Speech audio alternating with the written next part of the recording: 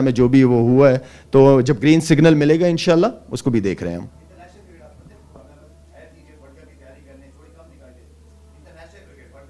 انشاءاللہ اگر international cricket کے ٹورز وغیرہ جس طرح میں نے آپ کو کہا ہے, اس کے علاوہ جو میں اے ٹیم کی بات کرتا ہوں ہمیشہ, ٹورز ہو یا نہ ہو, ہماری ایک. السلام علیکم شاہد, ادھر.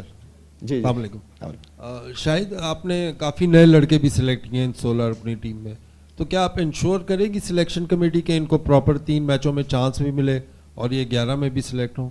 کوئی سلیکشن کمیٹی کا آپ کا صحیح ہوگا فائنل 11 میں؟ ابھی تو فی الحال کیونکہ ہمارے بہت سارے ایسے سینئر پلیئرز ہیں جو ٹیم ہے, ایسا ہو نہیں سکتا کہ سینئر پلیئر بینچ پہ بیٹھے ہوں اور جونیئر ینگ لڑکا کھیل رہا ہو. انشاءاللہ میرا جو پلان ہے وہ یہ ہے کہ اگر ہم back to back 2 one days جیتتے ہیں تو ہمارے پاس تیسرے ون ڈے کا آپشن ہے کہ اس کے اندر ہم نئے پلیئروں کو چانس دیا جائے. یا کبھی کبھار ایسا بھی میں نے دیکھا کہ آپ سیریز ہار جاتے ہو, اس کے باوجود بھی آپ نئے لڑکوں کو چانس نہیں دیتے, جو کہ غلط ہے. اگر آپ سیریز جیت گئے آپ کے پاس آپشن ہونی چاہیے, آپ لڑکوں کو چانس دینا چاہیے ہمیں. شاید بھائی, آپ نے کہا تھا کہ ہمیں ٹیسٹ اور باقی وائٹ بال فارمیٹس میں شاید ایک بیچ میں لائن بھی ڈرا کرنی چاہیے, ڈفرینٹ فارمیٹس ہیں.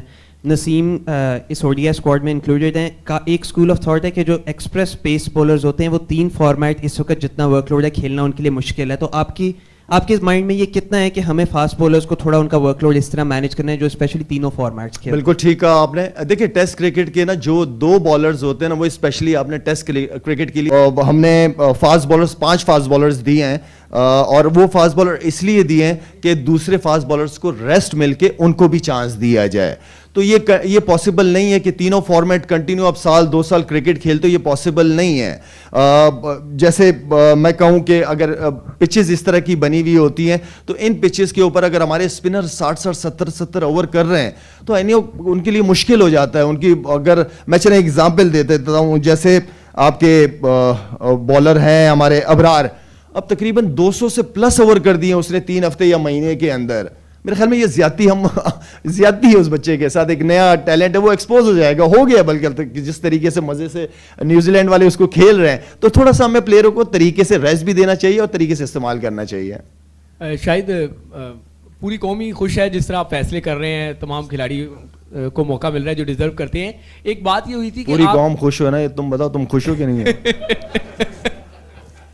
اب ہو گیا ہوں. تو ایک بات یہ ہوئی تھی کہ آپ نے یہ ذمہ داری جو ہے بڑے کم ٹائم کے لیے لی ہے. اگر اس بات کو مد نظر رکھے تو شاید یہ ایز چیف سلیکٹر آپ کی واحد پریس کانفرنس ہوگی, اب اس کے بعد شاید نہ ہو.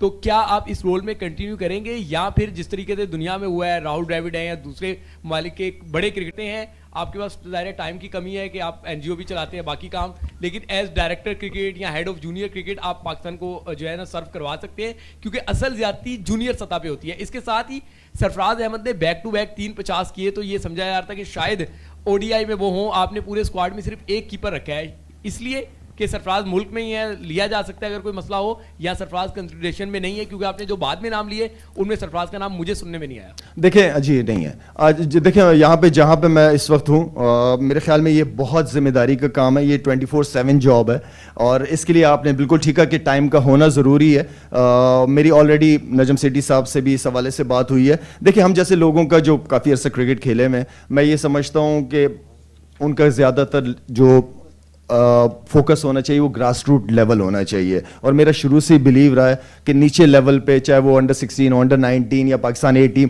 اس لیول پہ کام کرنے کی, ہم جیسے پلیئر جو کافی عرصہ پاکستان کے لیے کھیلیں